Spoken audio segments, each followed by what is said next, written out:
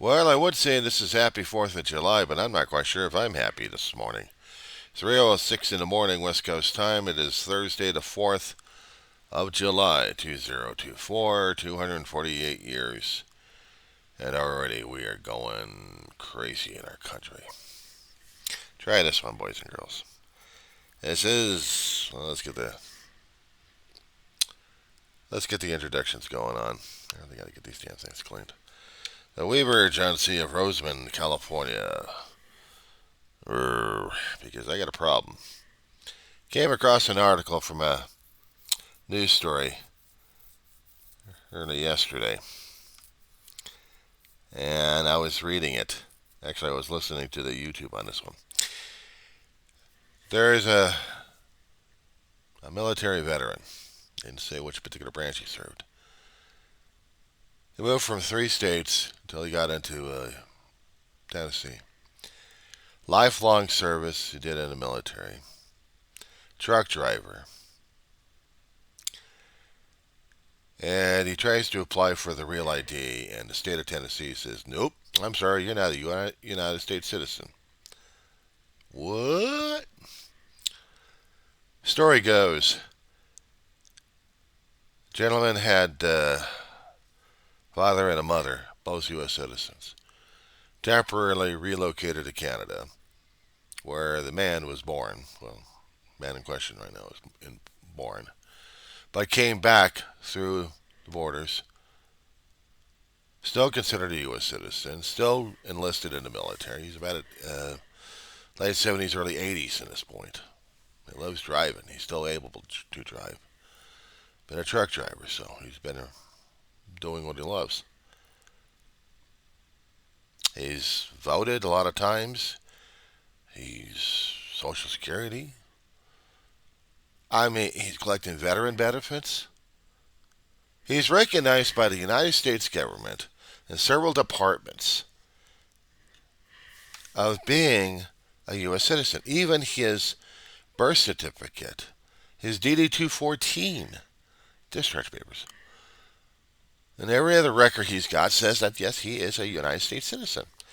But the state of Tennessee, because of the Real ID requirements set up by the Homeland Security, Tennessee is becoming a real pain in the ass about it because they noticed he was born in Canada by two U.S. citizens as parents. But it doesn't matter. He was born in Canada. Therefore, he's Canadian. He needs to be naturalized.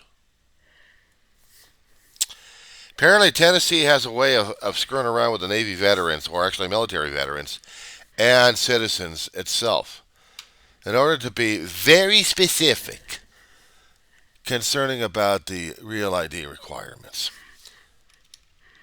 They have to tear a guy's hopes and dreams of maintaining himself as a United States citizen. You want to hear about this one here? Okay.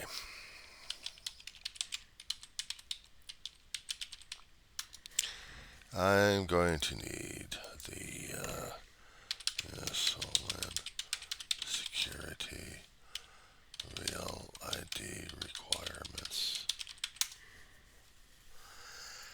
Okay, let me get into Tennessee government here. In order to get the lovely Real IDs,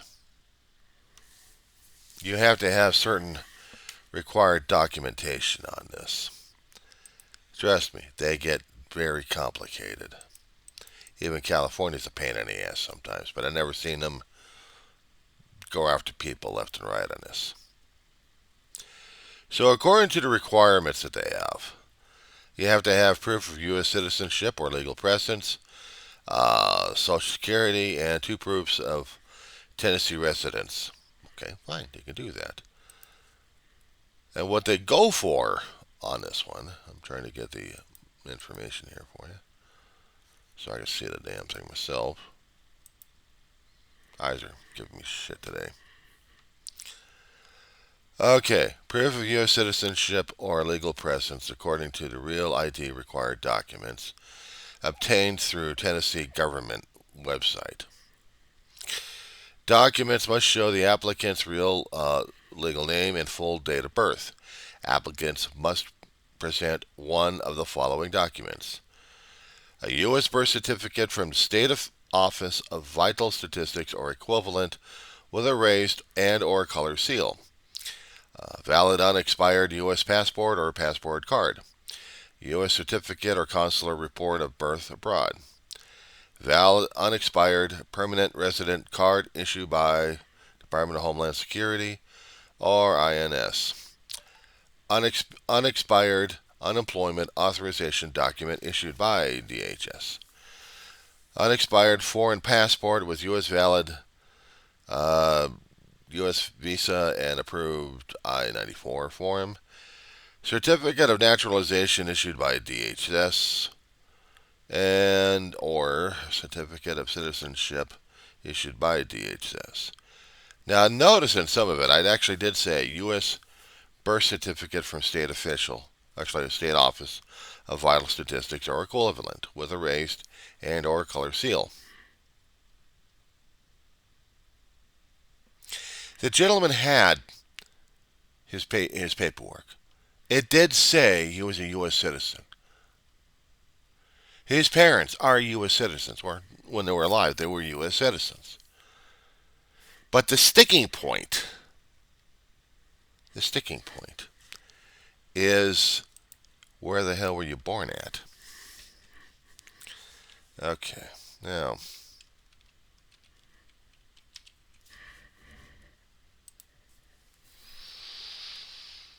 from the Cornell Law School, and this requires the 14th Amendment, because this is how you become a United States citizen, either by birth or by naturalization. So, Section 1. All persons born or naturalized in the United States and subject to the jurisdictions therefore, or thereof, are citizens of the United States and of the state wherein they reside. No state shall make or enforce any law which shall abridge the privileges or immunities of citizenship of the United States, nor shall any state deprive any person of life, liberty, or property without due process of law, nor deny of any person within its jurisdiction the equal protection of the laws. Okay. We're going to get into worse on this one here, guys. Section 2. Let's see. Section 2. Citizenship on this one here.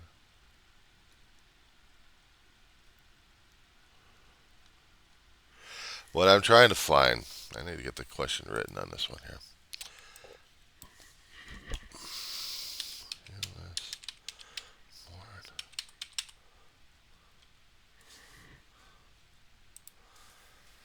Okay, I typed in for the Google search of citizenship. U.S. born citizenship requirements. According to the United States U.S. Citizenship and Immigration Services,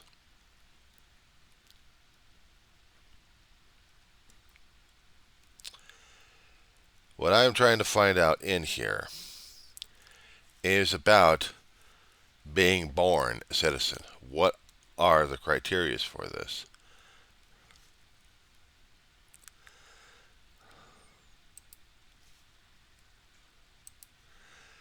Now, according to the U.S. Citizenship and Immigration Services, in a section in here, let's see, it was home/policy manual, volume 12, Citizenship and Naturalization, part H, Children of U.S. Citizens.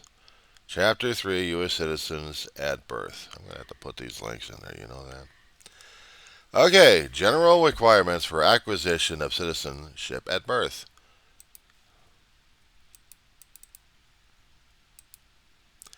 This is according to the U.S. Citizenship and Immigration Services, a recognized federal department of the United States. A. General requirements. Okay. A person born in the United States who is subject to the jurisdictions of the U.S. is a U.S. citizen at birth, to include a child born to a member of an Indian, Eskimo, Aleutian, or Aboriginal tribe.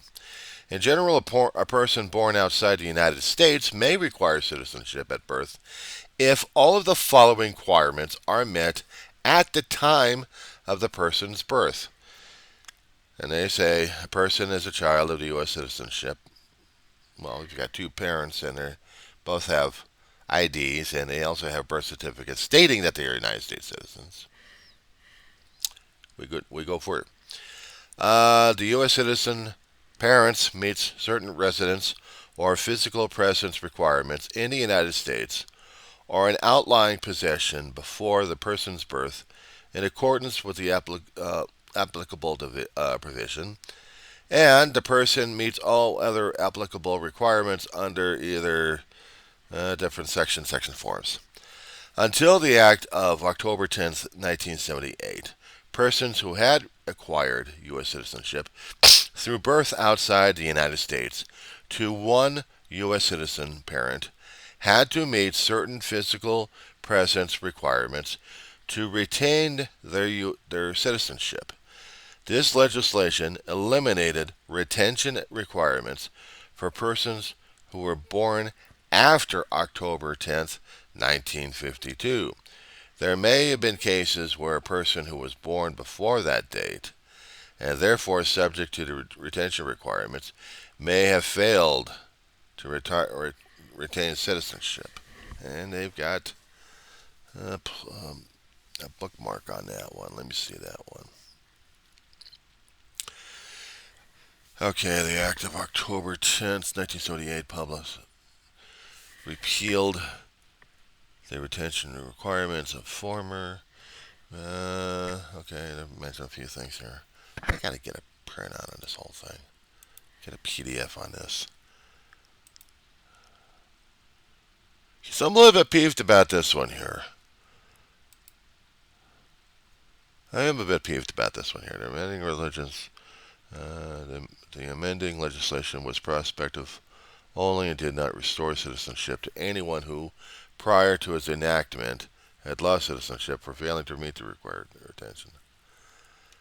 I don't understand about the retention crap in the first place. But the thing of it is, if you were going to go for the military, you didn't take foreign bodies. You had to be a citizen. You had to show proof of citizenship, which is birth certificates, documentations from the family, stating that yes, you were born from two U.S. Citizens here. But the problem is the state of Tennessee keeps saying no. They're born in Canada. I don't care if the parents were citizens or not. They're born in Canada. They're Canadian. Despite the fact that the federal government says otherwise. Meanwhile, the guy's stuck in hock. He's stuck in limbo at this point.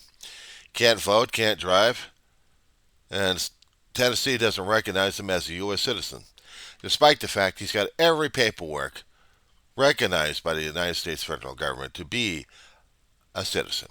And if he actually served in the military, and he's got a DD-214 to back that up, my question to the state of Tennessee is, what the hell's your major malfunction, you cluster twits? Denying a veteran his ID because of some stupid misinterpretation in your clerks and also in the supervisors over there? If he's got all the paperwork necessary and recognized by the INS and the Department of Homeland Security and the Veterans Affairs, he's also collecting Social Security.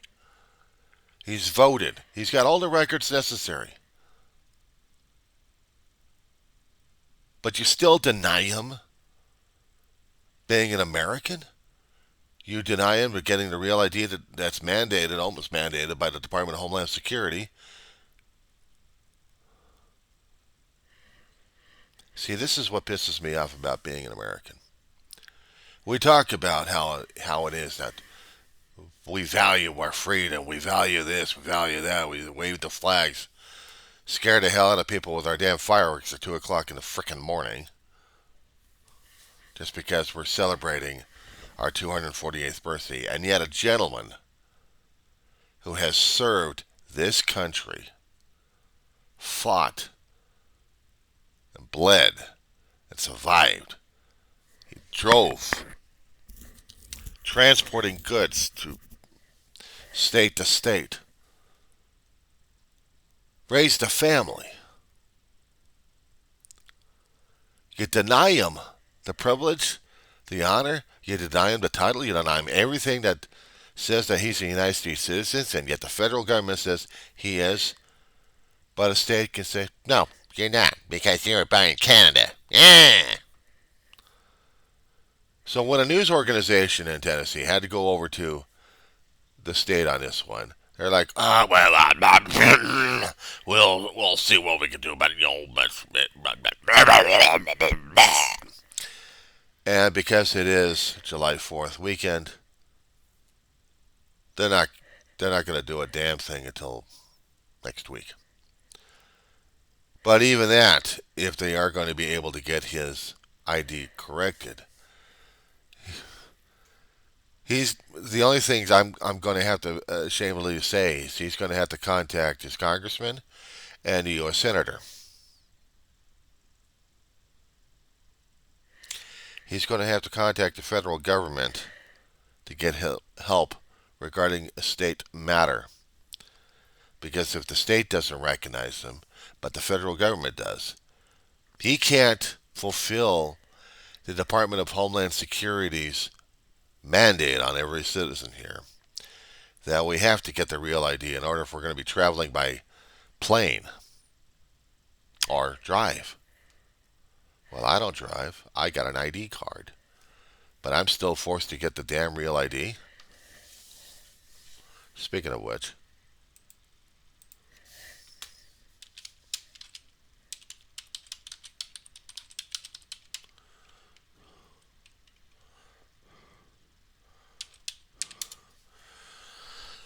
all right. So I'm going to check on my own situation here within the state of California.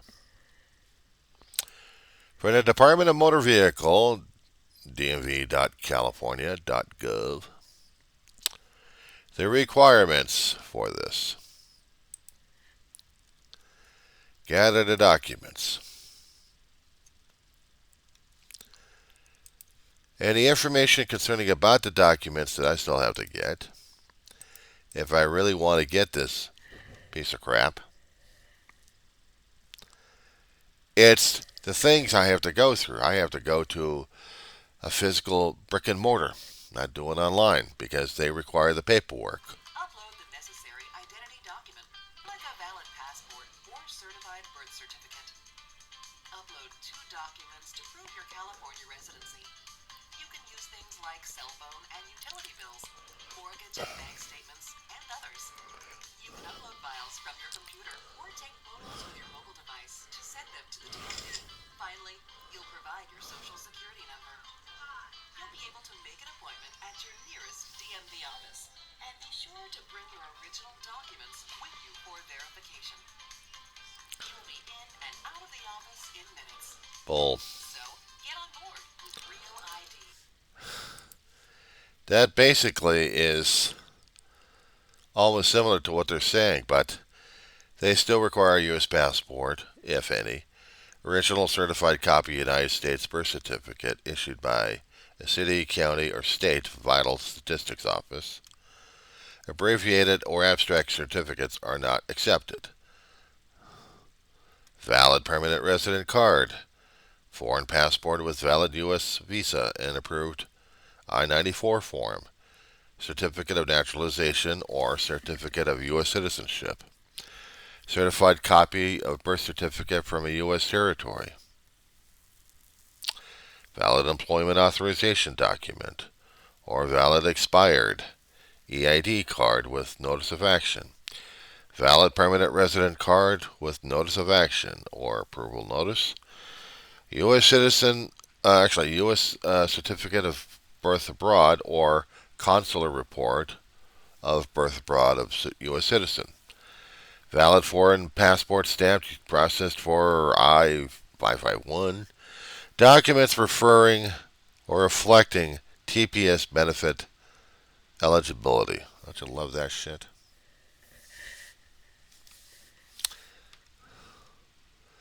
But if you can provide some of this stuff, I can do the birth certificate. But my question for the state of California. Now, on the state of California, I am a United States citizen. I've been voting. I haven't done any military because I'm military medically 4F. When you're born with a heart condition, you don't qualify. But that's all right. I got no stress. I got no qualms on that. But what I do have a qualm is what if the state of California actually declares me as not a U.S. citizen? Therefore, I can't vote and I can't drive. Well, I can't drive anyway because I got an ID card. And I don't have a car, but if I had a car, I would have to get a driver's license again. And complicated story on that one. But let's just say I was a driver. And let's just say I actually had a regular driver's license and I want to get the regular ID. So I'd have to go through the hoops. What if there was a problem on my end? I know I've said on my channel that my biological sperm donor and my mother conceived me off the coast of Catalina, probably within a 3-mile radius. What if I was born past the international waters, the border, going into international waters? Would I still be considered myself as a United States citizen? If I was under a foreign flag ship, I would be considered born in a foreign country. But if my parents are U.S. citizens, complete with identification to prove their authenticity and their citizenship in the country, would that still screw me over to get a real ID out here? Because I haven't heard any stories yet coming from California doing this to people. I have looked at my birth certificate. I had seen the birth certificate. I have looked at this thing and I've asked myself, what the hell are they doing?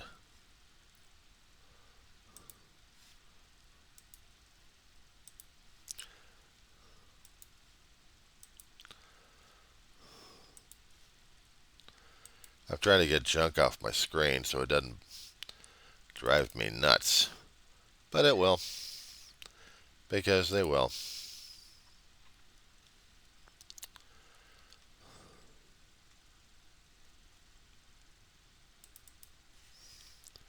I would have all the necessary documentation here. I would have bills. I would have rental agreement. I would have paperwork necessary telling me that I am a United States citizenship. I'm a United States citizen. So there would be no issue about this one, right? Would there? Because I'm trying to look at some of the paperwork I've got just to see if I actually am. Would I be considered a U.S. citizen? Am I actually a U.S. citizen? Am I going to be running around here just driving myself crazy over that? I'm not a veteran, so I'm not recognized by the federal government. But I get Social Security. I get disability Social Security. So through that, maybe I am a U.S. citizen. And the IRS still goes after me, so it's state of California, so I got to be a U.S. citizen on that one.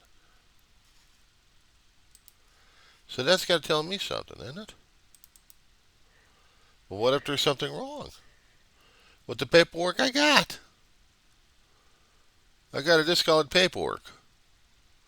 And looking at the paperwork, you know to do things online. Okay, so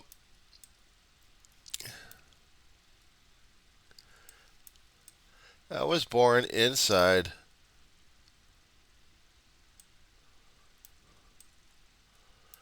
I was born inside the state of California.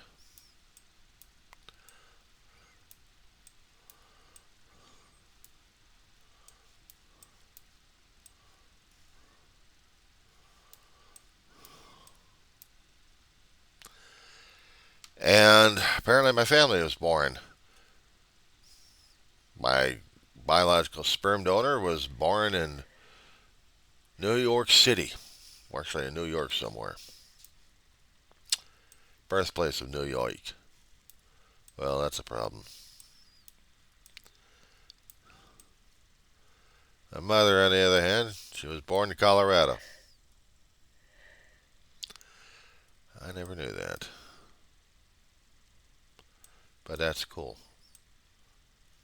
But she never listed her address down there for that one. Damn. Actually, Huntington Park. Well, that's cool.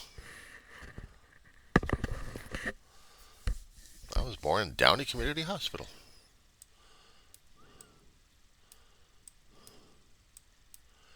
So I'm looking at the information I have. I'm looking at the registered doctor who actually gave birth to me. I have that information. I have that information available. I can look at that information and tell myself, wow, that's cool. I don't have any indication that that I was born outside the state of California, but if I was, would I have an issue with it? This is something to think about, especially when you're a United States citizen.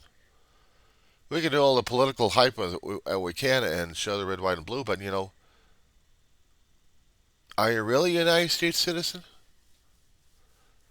If you've got all the documentation proving that you are, then why does a state bureaucrat lunatic tell you otherwise?